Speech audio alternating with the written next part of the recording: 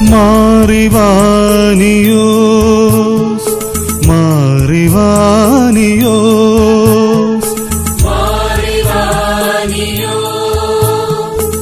മലങ്കരയുടെ മഹാജ്യോതിസേ മാമുനീന്ദ്ര മഹാത്മാവേ മലങ്കരയുടെ മഹാജ്യോതിസേ മാമുനീന്ദ്ര മഹാത്മാവേ നമസ്തേ നമസ്തേ നമസ്തേ. മാറിവാനിയോസ് മാറിവാനിയോസ്.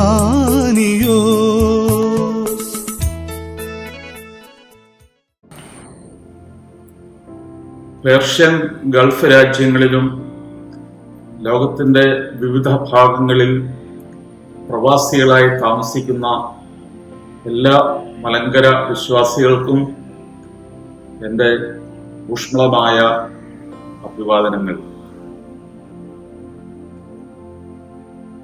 കഴിഞ്ഞ മാസം ആലുവ മണപ്പുറത്ത് ശിവരാത്രി സമയത്ത് ലക്ഷങ്ങൾ അവിടെ തടിച്ചുകൂടി.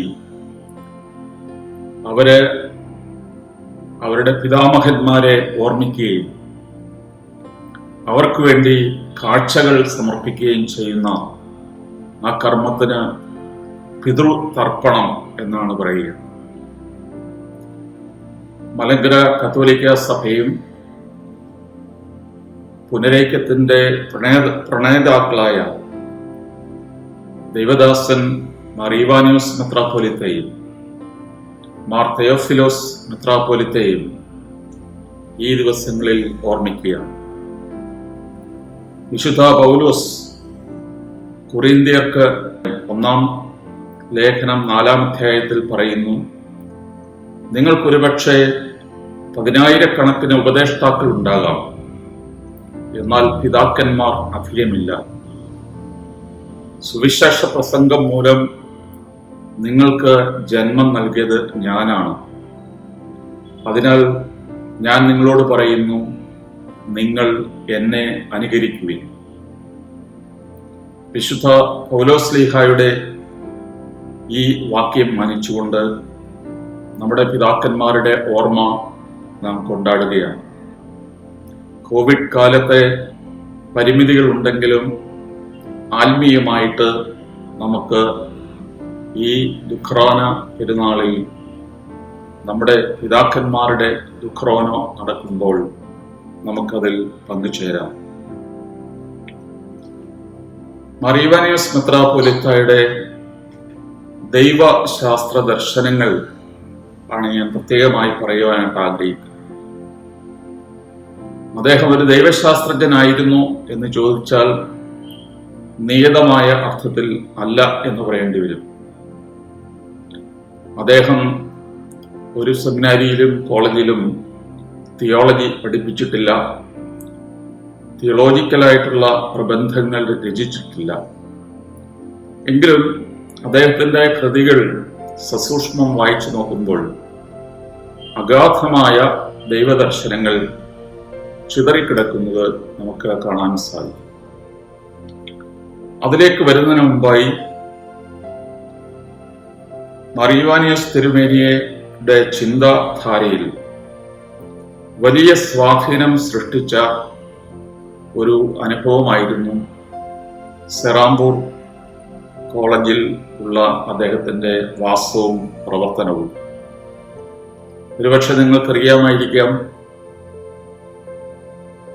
കൽക്കട്ട ആയിരുന്നു ബ്രിട്ടീഷ് രാജിന്റെ തലസ്ഥാനം. അക്കാലത്ത് ഇന്ന് ഇന്ത്യയിലുള്ള എല്ലാ സംസ്ഥാനങ്ങളും ബ്രിട്ടീഷ് ഭരണത്തിന് കീഴിലല്ലായിരുന്നു. അന്നുണ്ടായിരുന്ന ബ്രിട്ടീഷ് ഭരണത്തിന്റെ സ്ഥിരാകേന്ദ്രം കൽക്കട്ടയായിരുന്നു. 1772 മുതൽ 1911 വരെ കൽക്കട്ടയായിരുന്നു തലസ്ഥാനം. 1912 ഡൽഹിയിലേക്ക് തലസ്ഥാനം മാറ്റിയത്. കൽക്കട്ട ആരംഭകാലത്ത് ബ്രിട്ടീഷ് വിദ്യാഭ്യാസം ലഭിച്ച ഒരു പ്രദേശമായിരുന്നു. ബ്രിട്ടീഷുകാരും അല്ലെങ്കിൽ യൂറോപ്യൻ സംസ്കാരവും ഒക്കെയായിട്ട് ബന്ധപ്പെട്ട അഭ്യസ്തവിദ്യരായ ആൾക്കാർ അവര് ചിന്തിക്കാൻ തുടങ്ങി. മറ്റ് രാജ്യങ്ങളിൽ ഉണ്ടായിട്ടുള്ള വികസനം, ചിന്താധാരകൾ, ഇതെല്ലാം അവരെ ഒരു നവോത്ഥാന ചിന്തയിലേക്ക് നയിച്ചു. നവോത്ഥാനം ആരംഭിക്കുന്നത് 15-ാം നൂറ്റാണ്ടിൽ ഇറ്റലിയിലാണ്. അതിനുശേഷം മറ്റ് യൂറോപ്യൻ രാജ്യങ്ങളിലേക്ക് അത് വ്യാപിച്ചു.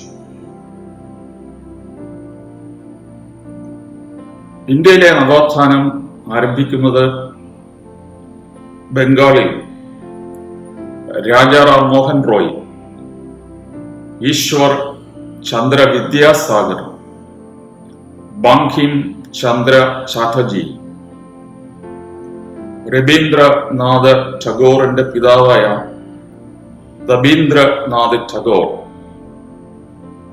നൊബേൽ പ്രൈസിന് അർഹനായ രവീന്ദ്രനാഥ് ടാഗോർ, സ്വാമി വിവേകാനന്ദ, 20-ാം നൂറ്റാണ്ടിന്റെ ആരംഭത്തിലേക്ക് കടക്കുമ്പോൾ സത്യജിത് റേ, ഇന്നും ജീവിക്കുന്ന അമർത്യ സെൻ മുതലായ എല്ലാ ആൾക്കാരും ബംഗാളികളായി. ഇവര് ഉന്നത വിദ്യാഭ്യാസം ലഭിച്ചവരും ഒരു എലൈറ്റ് ക്ലാസ് എന്ന് പറയാവുന്ന അഭ്യസ്ത വിദ്യരുടെ ഒരു കൂട്ടമായിരുന്നു. അതിനാൽ ബ്രിട്ടീഷ് വിദ്യാഭ്യാസത്തിന്റെ ഒരു ചിന്താധാര ലിബറലിസത്തിന്റെയും ഹ്യൂമനിസത്തിന്റെയും ഒരു ചിന്താധാരയായിരുന്നു. മനുഷ്യന് സ്വാതന്ത്ര്യ വാഞ്ച ലഭിച്ചു. ബ്രിട്ടീഷ് ഭരണത്തിൽ നിന്നുള്ള സ്വാതന്ത്ര്യമല്ല അവര് പ്രധാനമായിട്ട് ഉദ്ദേശിച്ചത്. പിന്നെയോ ഇന്ത്യയെ ഗ്രസിച്ചിരുന്ന ജാത്യ വ്യവസ്ഥ, അന്ധവിശ്വാസങ്ങൾ, അജ്ഞത, വിഗ്രഹാരാധന, സതി, ശൈശവ വിവാഹം, ബഹുഭാര്യത്വം എന്നു തുടങ്ങി പിൽക്കാലത്ത് നിയമം കൊണ്ട് തന്നെ നിരോധിച്ച പല കാര്യങ്ങളും അന്ന് നിലവിലിരുന്നു. ആ സമയത്ത് ഈ ജാത്യ വ്യവസ്ഥയിൽ വീർപ്പുമുട്ടി പലരും മറ്റു മതങ്ങളിലേക്ക് മനസ്സാന്തരപ്പെടുകയുണ്ടായി. രാഷ്ട്രപിതാക്കന്മാരിൽ ഒരാളായി കണക്കാക്കപ്പെട്ടിരുന്ന അംബേദ്കർ ഉൾപ്പെടെ ബുദ്ധമതം സ്വീകരിക്കുകയുണ്ടായി എന്ന് നമുക്കറിയാം. എന്നാൽ ബംഗാളിലെ ഈ നവോത്ഥാന ചിന്തകൾ കേരളത്തിലേക്ക് വരാൻ കുറെ താമസിച്ചു. നവോത്ഥാന മുന്നേറ്റം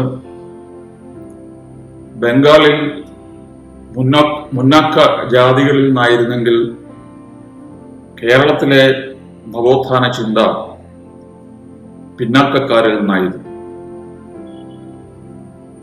ശ്രീ നാരായണ ഗുരു, അയ്യങ്കാളി മുതലായവർ കേരളത്തിലും തമിഴ്നാട്ടിൽ പെരിയാർ, ഇ വി രാമസ്വാമി, ജ്യോതിദാസ് മുതലായിട്ടുള്ള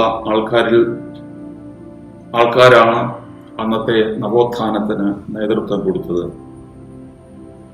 അവരുടെ എല്ലാം ഉദ്ദേശം ഒന്ന് തന്നെയായിരുന്നു: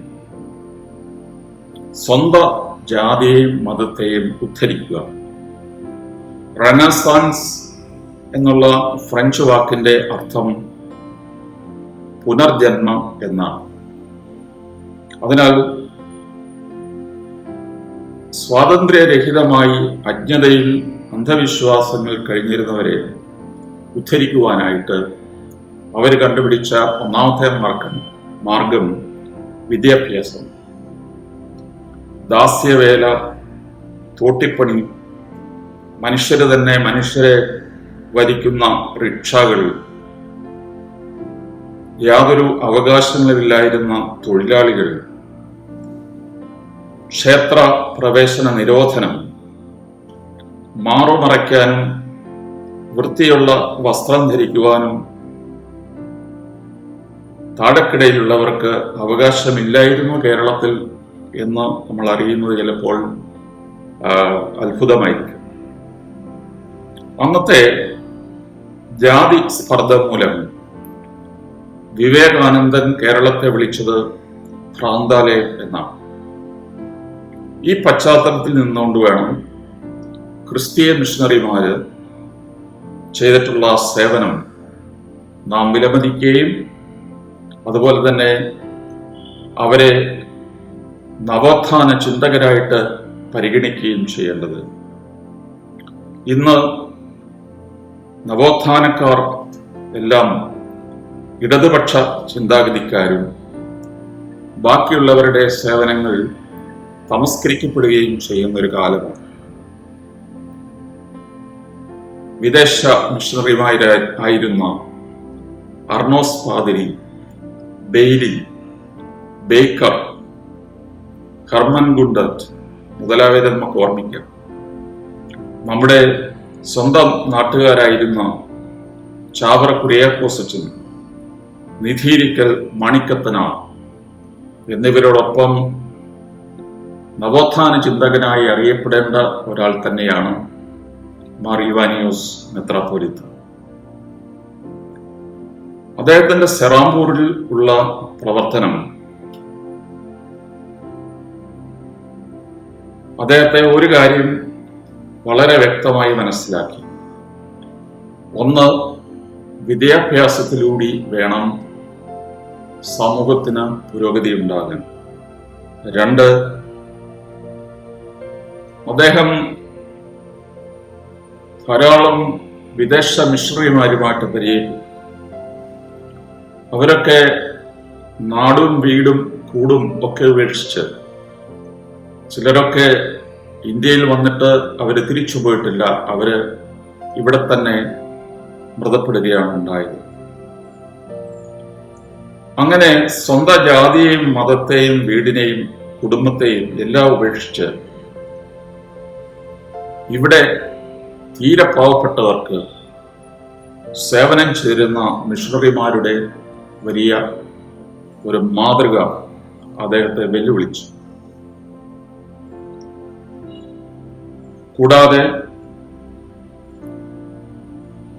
അദ്ദേഹം പരിചയപ്പെട്ട രവീന്ദ്രനാഥ് ടാഗോറിന്റെ ശാന്തി നികേതൻ,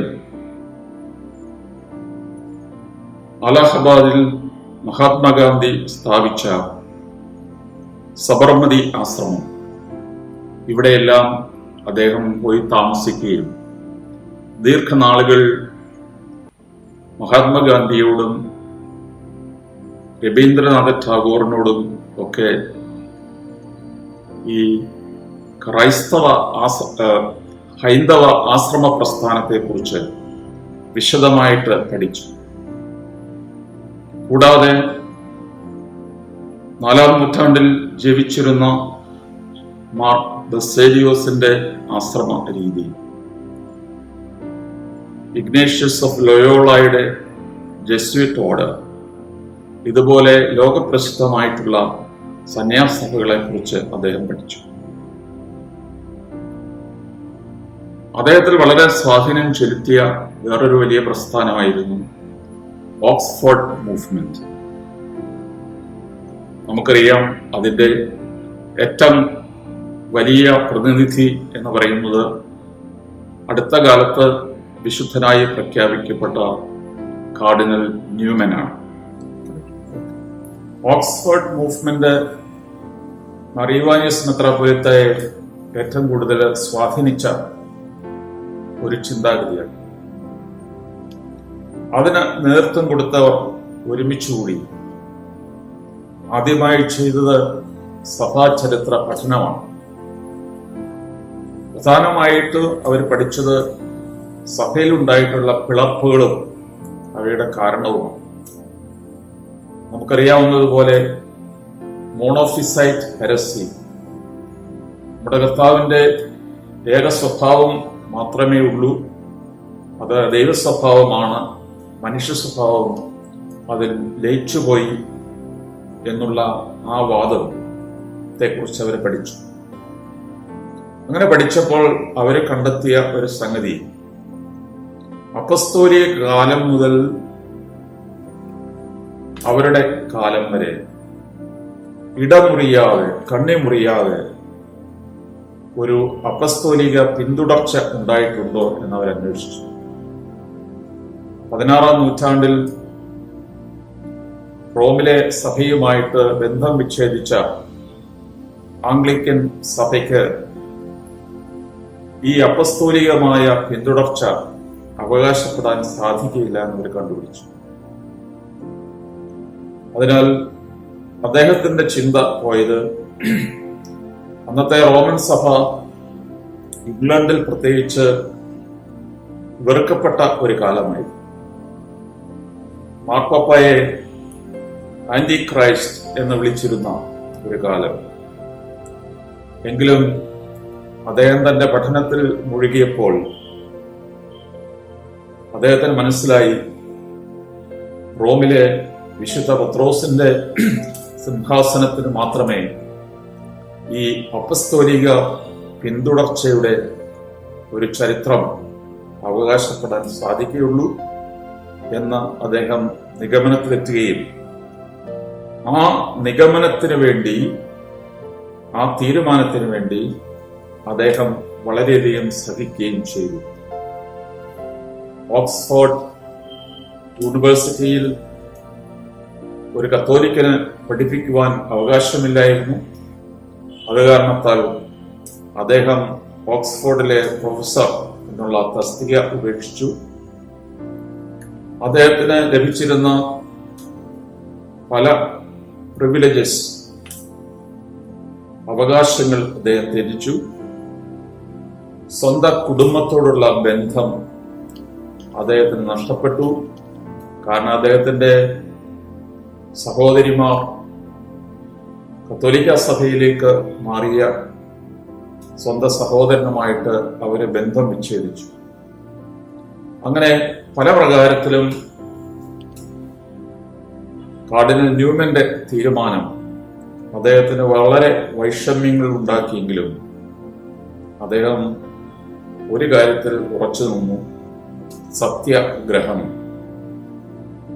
സത്യം ഗ്രഹിച്ചു കഴിയുമ്പോൾ അതിൽ ഉറച്ചു നിൽക്കുക. ഈ ഓക്സ്ഫോർഡ് മൂവ്മെന്റ് തീർച്ചയായിട്ടും മാർ ഇവാനിയോസ് മെത്രാപ്പൊലീത്തയെ സ്വാധീനിച്ചിട്ടുള്ള ഒരു ചിന്താധാരയാണ്. അതിനാൽ ബംഗാളിലെ നവോത്ഥാനം ആധുനിക വിദ്യാഭ്യാസം നൽകിയ സമൂഹത്തിന്റെ ഒരു പുനരുത്ഥാനം, ഇന്ത്യയിലെ ആർഷഭാരതത്തിലെ സന്യാസ പ്രസ്ഥാനം, ബ്രിട്ടീഷ് മിഷണറിമാരുടെ ആവേശകരമായ പ്രവർത്തനം, ഇവയെല്ലാം മാർ ഇവാനിയോസ് മെത്രാപ്പൊലീത്തയെ സ്വാധീനിച്ചു. അദ്ദേഹം ആദ്യമായി ചെയ്തത് സ്വന്തം സമുദായത്തിന് നേതൃത്വം കൊടുക്കുമെന്ന് അദ്ദേഹത്തിന് പ്രതീക്ഷയുണ്ടായിരുന്ന ചെറുപ്പക്കാരെ കൽക്കട്ടയിൽ കൊണ്ടുപോയി വിദ്യാഭ്യാസം കൊടുത്തു എന്നുള്ളതാണ്. അന്ന് മെത്രാന്മാരുടെ അനുവാദത്തോടുകൂടി ഏതാണ്ട് 20 ചെറുപ്പക്കാരെ അവര് പിൽക്കാലത്ത് വൈദികരും 3 പേര് മെത്രാന്മാരുമായി തീർന്നു. അതുപോലെ സമൂഹത്തിന് നേതൃത്വം കൊടുത്ത അൽമായർ ആയിത്തീർന്നു. നമ്മുടെ തെരഞ്ഞെടുക്കപ്പെട്ട കുടുംബങ്ങളിലെ പെൺകുട്ടികളെ കൽക്കട്ടയിലും പിന്നീട് അവിടുന്ന് 350 കിലോമീറ്റർ അകലെയുള്ള ബാരിസോളിലും ബ്രിട്ടീഷ് ആംഗ്ലിക്കൻ സഭകളിലെയും അതുപോലെ ഇതര സഭകളിലെയും ബഹുമാനപ്പെട്ട സിസ്റ്റേഴ്സിന്റെ നേതൃത്വത്തിൽ അവർക്ക് നല്ല പരിശീലനം കൊടുക്കുവാനിടയായി. ഇത്രയും വ്യക്തികളെ അവിടെ കൊണ്ടുപോയി പഠിപ്പിക്കുക എന്ന് പറഞ്ഞാൽ വളരെ ചെലവുള്ള ഒരു സംഗതിയായിരുന്നു.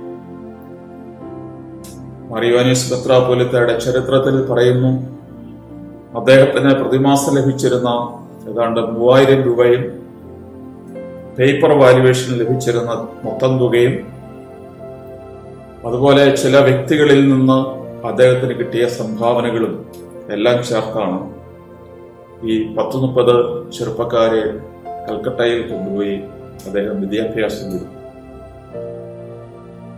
ഈ വിദ്യാഭ്യാസത്തിന്റെ വില അദ്ദേഹം മനസ്സിലാക്കി. 2-ാം നൂറ്റാണ്ടിൽ ജീവിച്ചിരുന്ന വിശുദ്ധ ഇറേനയോസ് പറഞ്ഞൊരു വാക്യം ഓർക്കുന്നു. ഹോമോ വീവൻസ് ഗ്ലോറിയ ദെയി, a fully living man is the glory of God. നല്ല വിദ്യാഭ്യാസവും സംസ്കാരവും ലഭിച്ച ഒരു മനുഷ്യനാകുന്നു ദൈവത്തിന് മഹത്വം നൽകുന്നത് എന്ന് വേണമെങ്കിൽ നമുക്ക് വ്യാഖ്യാനിക്കാം. എന്നാൽ അതിന് തൊട്ടുള്ള അടുത്ത വാക്യം അത് നമ്മൾ ഉദ്ദേശിക്കുന്നത് പോലെ മനുഷ്യന്റെ ദൈവത്തെ കൂടാതെയുള്ള ഒരു മാനവികതയുടെ കാര്യമല്ല, ദൈവത്തോടൊപ്പമുള്ള ദൈവത്തെ ഉൾപ്പെടുത്തുന്ന ഒരു മാനവികതയുടെ കാര്യമാണ് ഇവിടെ പറയുന്നത്. ഹോമോ വീവൻസ് ഏതൊരു മനുഷ്യനെയുമല്ല, അത് കർത്താവായ യേശു ക്രിസ്തുവിനെയാണ് ഉദ്ദേശിച്ചിരിക്കുന്നതെന്ന് പിന്നീട് എന്റെ വായനയിൽ നിന്ന് എനിക്ക് മനസ്സിലായിട്ടുണ്ട്.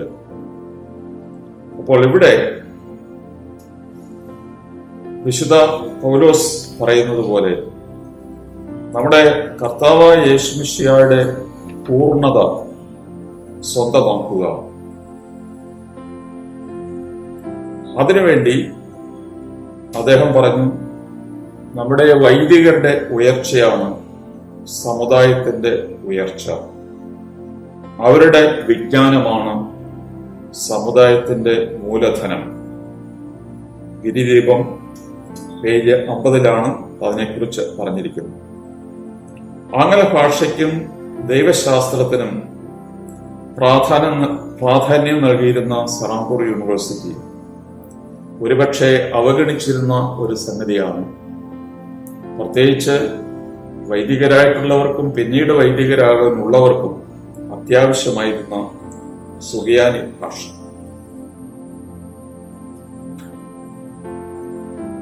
മറിവാനിയോസ് മെത്രാപ്പോലീത്തയുടെ ജീവചരിത്രത്തിൽ നമുക്ക് മനസ്സിലാകുന്നത് Calcutta university, Madras university, Kerala university, ഈ 3 യൂണിവേഴ്സിറ്റികളിൽ സുറിയാനി ഭാഷ ഐച്ഛികമായിട്ട് അനുവദിക്കപ്പെട്ടതിന്റെ പുറകിൽ പ്രവർത്തിച്ചത് മറിവാനിയോസ് മെത്രാപ്പോലീത്ത.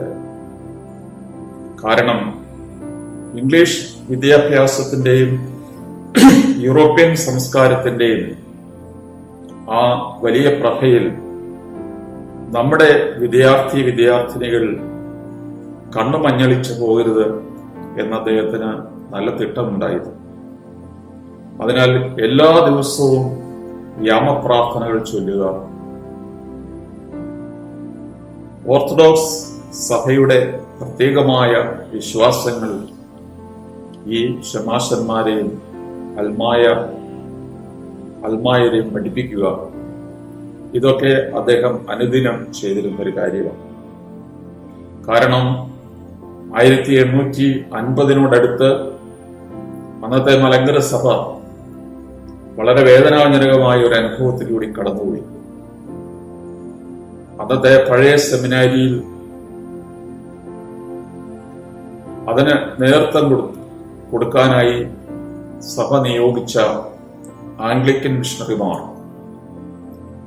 പ്രോട്ടസ്റ്റന്റ് വിശ്വാസത്തിലേക്ക് സാവധാനത്തിൽ അവിടെയുള്ള അധ്യാപകരെയും വിദ്യാർത്ഥികളെയും കൊണ്ടുപോയി എന്നുള്ളത് നമുക്കറിയാം. 890 കാലത്താണല്ലോ മർത്തോമാ സഭ വേർപിരിഞ്ഞത്. അത് ആ വേദനാജനകമായ അനുഭവം മനസ്സിൽ വെച്ചുകൊണ്ട് സറാംബർ യൂണിവേഴ്സിറ്റി ഒരു പ്രൊട്ടസ്റ്റന്റ് യൂണിവേഴ്സിറ്റി ആണെന്നും അതിനാൽ കേരളത്തിൽ നിന്ന് കൊണ്ടുപോയ ചെറുപ്പക്കാരികളെ ഓർത്തഡോക്സ് വിശ്വാസത്തിൽ തന്നെ പിടിച്ചു നിർത്താനായിട്ട് അദ്ദേഹം വളരെയധികം പ്രയത്നിച്ചതായിട്ട് നമുക്ക് കാണാൻ സാധിക്കും. ജോൺ പോൾ രണ്ടാമൻ മാർപ്പാപ്പ എഴുതിയ ecclesia in Asiya, the church in Asia എന്നുള്ള അപ്പസ്റ്റോലിക് എക്സോർട്ടേഷനിൽ അദ്ദേഹം പറയുന്നു, മനുഷ്യാവതാരം ചെയ്ത യേശുക്രിസ്തു ഏഷ്യക്കാരനായിട്ടാണ് ജനിച്ചത്. അദ്ദേഹത്തിന്റെ അമ്മയും അപ്പസ്തോലന്മാരും എല്ലാം ഏഷ്യക്കാരായിരുന്നു. അതിനാൽ ക്രിസ്തുമതം ഏഷ്യനാണ് എന്നുള്ള ചിന്ത പലപ്പോഴും തെറ്റിദ്ധാരണ മൂലം മനുഷ്യർ വിചാരിക്കുന്നത് ഇത് യൂറോപ്യൻ മതമാണെന്ന്. അതിനാൽ ഏഷ്യൻ കൾച്ചർ, ഏഷ്യൻ സംസ്കാരത്തിന്റെ ഈഥോസ് അത് മനസ്സിലാക്കണം. അതിനനുസരിച്ചുള്ള ഒരു ആരാധനക്രമം കെട്ടിപ്പടുക്കണം. പ്രത്യേകിച്ച് ഏഷ്യയിലുള്ള എല്ലാവർക്കും സ്വന്തമെന്ന് പറയാവുന്ന ഒരു റീത്താണ് അന്ത്യോക്യൻ റീത്ത് എന്ന് അദ്ദേഹം കണ്ടുപിടിച്ചു. ഏതാണ്ട് 150 വർഷങ്ങൾക്ക് മുമ്പ് സുറിയാനി ഭാഷയിൽ ഉണ്ടായിരുന്ന നമ്മുടെ ആരാധനക്രമം മലയാളത്തിലേക്ക് വിവർത്തനം ചെയ്യും. അടുത്ത കാലത്ത് മനസ്സിലാക്കിയ ഒരു കാര്യമാണ്, പുലിക്കോട്ടിൽ ജോസഫ് റമ്പാച്ചനും മഹാകവി വള്ളത്തോളുമായി വലിയ അടുത്ത സുഹൃത്ബന്ധത്തിലായിരുന്നു. ഒരുപക്ഷെ അദ്ദേഹത്തിന്റെ പ്രേരണ മൂലമായിരിക്കാം നമ്മുടെ കുക്ലിയോനുകൾ, പ്രത്യേകിച്ച് കുർബാനയിൽ ചൊല്ലുന്ന കുക്ലിയോൻ, അതിന് മലയാള ഭാഷ നൽകിയത് മഹാകവി വള്ളത്തോളാണ്. ഏതൊരാൾക്കും മനസ്സിലാകുന്ന രീതിയിൽ ഹൈന്ദവ സംസ്കാരവും ബുദ്ധ സംസ്കാരവും ജൈന സംസ്കാരവും ഒക്കെ ഉൾക്കൊണ്ടുകൊണ്ട് ഒരു ഏഷ്യൻ സംസ്കൃതി അനുസരിച്ചാണ് നമ്മുടെ മലങ്കര ആരാധനക്രമം വിഭാവനം ചെയ്യുന്നത്. അതിന്റെ എല്ലാ ആരാധന രീതികളും പാരമ്പര്യങ്ങളും ആചാരങ്ങളും വിട്ടുകളയരുത് എന്ന് അദ്ദേഹത്തിന് നിർബന്ധമുണ്ടായിരുന്നു എന്നുള്ളത് കൊണ്ടാണല്ലോ പരിശുദ്ധ റോമാ സിംഹാസനവുമായിട്ടുള്ള ആ സംസർഗത്തിന്റെ എഴുത്തുകുത്തുകൾ നടന്നപ്പോൾ ഇത് ഒന്നാമത്തെ വിഷയമായിട്ട് കടന്നു വന്നത്. നമുക്ക് ചുരുക്കി പറയാൻ സാധിക്കും, 3 കാര്യങ്ങളിൽ അദ്ദേഹം ഒരു തിയോളജിയനായി. ഒന്ന്, വിദ്യാഭ്യാസത്തെ സംബന്ധിച്ച്. 2, ഭാരതീയ സംസ്കാരം, ഇൻകൾച്ചറേഷൻ എന്താണ് അദ്ദേഹം മനസ്സിലാക്കി. ഹൈന്ദവ ആശ്രമങ്ങളിൽ തന്നെ താമസിച്ചു. എന്താണ് എസെൻഷ്യൽ ആയിട്ടുള്ളത്, അടിസ്ഥാനപരമായ കാര്യങ്ങൾ, കാവ്യ പുതയ്ക്കുന്നതും ചമ്പ്രം പടഞ്ഞിരിക്കുന്നതും മാത്രമല്ല. ഉദാഹരണം, ഹൈന്ദവ സംസ്കാരത്തിന്റെ സന്യാസത്തിന്റെ ഒരു വലിയ പ്രത്യേകത മൗനമാണ്. അതിനാൽ ബഥനി ആശ്രമങ്ങളിലും ബഥനി മഠങ്ങളിലും സന്യാസം ഒരു വലിയ മൗനം ഒരു വലിയ വിഷയമായി അദ്ദേഹം എടുത്തു. അതുപോലെ അതിഥിപ്രിയം, ഹോസ്പിറ്റാലിറ്റി, കടന്നു വരുന്ന എല്ലാവർക്കും എന്തെങ്കിലും ഭക്ഷണം കൊടുത്തുവിടണം എന്നുള്ള ഒരു നിഷ്ഠ, ഇതെല്ലാം ഹൈന്ദവ അല്ലെങ്കിൽ ഭാരതീയ സന്യാസത്തിന്റെ ഒരു പ്രത്യേകതയായിരുന്നു. ദേഹവും ദേഹിയും ആത്മാവും ഒരുപോലെ വികസിതമാകുമ്പോഴാണ് ദൈവത്തിന് മഹത്വം ഉണ്ടാവുക. അതിനാൽ പരിശുദ്ധ തൃത്വത്തിൽ പിതാവ്, പുത്രൻ, പരിശുദ്ധാത്മാവെന്നുള്ള ത്രിയേക ദൈവമായിരിക്കുന്നത് പോലെ മനുഷ്യരിലും ഒരു തൃത്വമുണ്ട്, ദേഹം, ദേഹി, ആത്മാവ്. അതിന്റെ സമ്പൂർണമായ വികസനമാണ് ദൈവത്തിന്റെ മഹത്വം എന്ന് അദ്ദേഹം ശ്രമിച്ചു. അതുപോലെ സഭയെക്കുറിച്ചുള്ള പഠനം നിർവഹിച്ചപ്പോൾ സത്യവിശ്വാസം എന്താണ് എന്നത് കണ്ടെത്തുകയും ആ വിശ്വാസത്തിന് വേണ്ടി ഒരുപക്ഷെ മാനുഷിക ബുദ്ധിയാണ് വലിയ ത്യാഗങ്ങൾ ഏറ്റെടുത്തുകൊണ്ട് താൻ വിശ്വസിച്ച, തനിക്ക് ബോധ്യപ്പെട്ട സത്യങ്ങൾക്ക് വേണ്ടി അദ്ദേഹം നിലകൊള്ളുകയും ചെയ്തു. മൂന്നാമതായി, ഭാരതീയ സംസ്കാരത്തിൽ ദൈവത്തെ കണ്ടെത്താം എന്ന് അദ്ദേഹം മനസ്സിലാക്കി. ദൈവ സമ്പാദനമാണ് ദൈവ സേവനത്തെക്കാൾ അത്യുത്തമം. വിശുദ്ധ പത്രോസ് പറഞ്ഞതുപോലെ, കർത്താവെ, സകലവും ഉപേക്ഷിച്ച് ഞങ്ങൾ നിന്റെ പിന്നാലെ വന്നിരിക്കുന്നു. ലോകം താത സഹോദരർ ജാതിയതും തറവാടും ആകെ ഉപേക്ഷിച്ച് യേശുവിനായി മരണം സ്നേഹിച്ച സഹോദരന്മാരെ കുറിച്ച് നമ്മുടെ പ്രാർത്ഥനയില് പരാമർശമുണ്ട്. ഇന്ന് മലങ്കര സഭ ഇന്ത്യ മുഴുവനും സുവിശേഷം അറിയിക്കുവാൻ അതിന് അനുവാദം ലഭിച്ചിരിക്കുകയാണ്. കാതോലിക്ക സിംഹാസനം ഓർത്തഡോക്സ് സഭയിൽ സ്ഥാപിക്കപ്പെട്ടപ്പോൾ 1925 നിരണത്ത് വെച്ച് നടത്തിയ ദീർഘമായ പ്രഭാഷണത്തിൽ ഇവാനിയോസ് മെത്രാപ്പൊലീത്ത ഒരു കാര്യം അവിടെ സന്നിഹിതരായിരുന്ന മിത്രാന്മാരെയും വൈദികരെയും സന്യസ്തരെയും വിശ്വാസികളെയും അറിയിച്ചു. അദ്ദേഹം പറഞ്ഞു, പ്രോട്ടസ്റ്റന്റ് മിഷണറിമാർ ആയുഷ്കാലം മുഴുവൻ അവരുടെ വീടും കുടുംബവും എല്ലാം ഉപേക്ഷിച്ച് ഇന്ത്യയിൽ വന്നു വളരെ ദുഷ്കരമായ ജീവിത രീതി തിരഞ്ഞെടുത്ത് കർത്താവായ യേശു ക്രിസ്തുവിന് പ്രവർത്തിക്കുമ്പോൾ 2000 വർഷം മുമ്പ് ഈ വിശ്വാസം സ്വീകരിച്ച നമ്മൾ വാസ്തവത്തിൽ ഈ സുവിശേഷത്തിന് വേണ്ടി യാതൊന്നും ചെയ്യാതെ അലസരായി ജീവിക്കുകയാണ്. ഈ 2000 വർഷം കൊണ്ട് ഇന്ത്യയിലെ ജനകോടികൾ യേശുവിനെ അറിഞ്ഞ് സ്നേഹിച്ച് അവന്റെ നാമത്തിൽ രക്ഷപ്പെടേണ്ടതായിരുന്നു. എന്നാൽ നമ്മൾ അത് ചെയ്തില്ല. വിധി ദിവസത്തിൽ നമ്മളത് അതിനായി കണക്ക് കൊടുക്കേണ്ടി വരും. ഇനിയും എങ്കിലും നമ്മുടെ സഭ ഉണരണം. കാതോലിക്ക സ്ഥാപനം ഭാരതത്തിന്റെ സുവിശേഷീകരണത്തിന് വേണ്ടിയിട്ടാണ് നൽകപ്പെട്ടിരിക്കുന്നത്. അന്നത്തെ ഓർത്തഡോക്സ് സഭയിലെ കാതോലിക്ക സിംഹാസനത്തെ കുറിച്ചാണ് അത് പറഞ്ഞതെങ്കിൽ, കത്തോലിക്ക സഭയിൽ നമ്മൾ പുനരയിക്കപ്പെട്ട ശേഷം ലഭിച്ചിട്ടുള്ള സാർവത്രിക സഭയിൽ നിന്ന് ലഭിച്ചിട്ടുള്ള അംഗീകാരങ്ങൾ, കാതോലിക്ക സിംഹാസന സ്ഥാപനം, ഇവയെല്ലാം ഭാരതത്തിന്റെ സുവിശേഷീകരണത്തിന് ഉപകരിക്കുന്നില്ല എങ്കിൽ അതെല്ലാം വ്യർത്ഥമായ കാര്യങ്ങളായിരിക്കും എന്ന് നമുക്കറിയാം.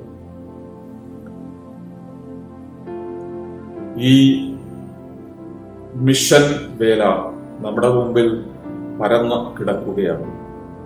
കർത്താവ് പറഞ്ഞു, കൊയ്ത്ത് വളരെ, വേലക്കാരെ ചുരുക്കം. ഇനിയും താമസിച്ചു പോയിട്ടില്ല. അതിനാൽ അരയും തലയും എല്ലാം മുറുക്കി സുവിശേഷ വേലയ്ക്ക് വേണ്ടി സജ്ജരാകുവാൻ പരിശുദ്ധ ദൈവദാസൻ മാർ ഇവാനിയോസ് മെത്രാപ്പൊലീത്തായുടെ ഓർമ്മ നമ്മളെ ക്ഷണിക്കുന്നു. നീതിമാന്മാരുടെ ഓർമ്മ അനുഗ്രഹമാണ് എന്ന് സുഭാഷിതങ്ങളിൽ പറഞ്ഞിരിക്കുന്നു. നീതിമാനായി ജീവിച്ച ഈ പുണ്യപിതാവിന്റെ ഓർമ്മ നമ്മുടെ സഭയ്ക്കും നമ്മുടെ മിഷൻ വേലയ്ക്കും എല്ലാം അനുഗ്രഹമായി തീരട്ടെ എന്ന് ഞാൻ ആശംസിക്കാം. നമ്മൾ കടന്നു പോകുന്ന സമയം വളരെ വിഷമം പിടിച്ച, പ്രത്യേകിച്ച് ഗൾഫ് രാജ്യങ്ങളിൽ നിന്ന് ഇപ്പോൾ എത്തുന്ന ആയിരക്കണക്കിന് മനുഷ്യര് ഒന്നുകിൽ ജോലി നഷ്ടപ്പെട്ടോ അല്ലെങ്കിൽ രോഗം പിടിച്ചോ ഒക്കെയാണ് എന്നുള്ള കാര്യം നമ്മൾ ഓർക്കും. അനുദിനമുള്ള പ്രാർത്ഥനകളിൽ അങ്ങനെയുള്ള എല്ലാവരെയും നമ്മൾ സമർപ്പിച്ച് പ്രാർത്ഥിക്കുന്നുണ്ട്. എന്നാൽ ഇന്ന് കേരളത്തിൽ ഈ കഴിഞ്ഞ ദിവസങ്ങളിൽ തന്നെ ധാരാളം ആത്മഹത്യകൾ നടന്നു. എവിടെയാണ് മനുഷ്യന് പിടിച്ചു നിൽക്കുവാൻ ഒരു ഉറപ്പ് ലഭിക്കുക? ദൈവവിശ്വാസത്തിൽ അല്ലെങ്കിൽ. അതിനാൽ പിതാവായ ദൈവത്തിന്റെ സ്നേഹത്തിലും പരിപാലനയിലും ഉറച്ച വിശ്വാസമില്ലെങ്കിൽ നമുക്ക് ഇതുപോലുള്ള ഒരു ക്രിട്ടിക്കൽ പീരീഡിൽ പിടിച്ചു നിൽക്കുവാനായിട്ട് സാധിക്കില്ല. എന്നാൽ നമ്മുടെ വിശ്വാസം ഒരിക്കൽ കൂടി ഉറപ്പിക്കുകയും നാളെ പരിശുദ്ധ മാർത്തോമാ ശ്ലീഹായുടെ ദുഃഖറാന തിരുനാളിൽ നമ്മൾ പ്രത്യേകമായി ചോദിക്കുന്നത് സഭയ്ക്ക് മുഴുവനും വിശ്വാസത്തിന്റെ ഒരു പുതിയ ഉണർവ്, തോമാസ് ശ്ലീഹായ്ക്കുണ്ടായിരുന്ന അരൂപിയുടെ ഇരട്ടി പങ്ക് നമുക്കും ലഭിക്കണമേ എന്ന് പ്രാർത്ഥിക്കാം. ഈ പ്രാർത്ഥനയുടെ ഐക്യത്തിൽ എല്ലാവർക്കും സ്നേഹ വന്ദനം അർപ്പിച്ചുകൊണ്ട് ഞാൻ നിർത്തുന്നു. മാറിവാനിയോസ് മാറിവാനിയോസ്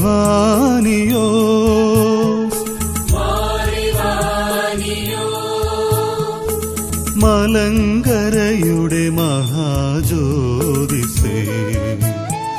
മാമുനീന്ദ്ര മഹാത്മാവേ, മലങ്കരയുടെ മഹാജ്യോതിസേ, മാമുനീന്ദ്ര മഹാത്മാവേ,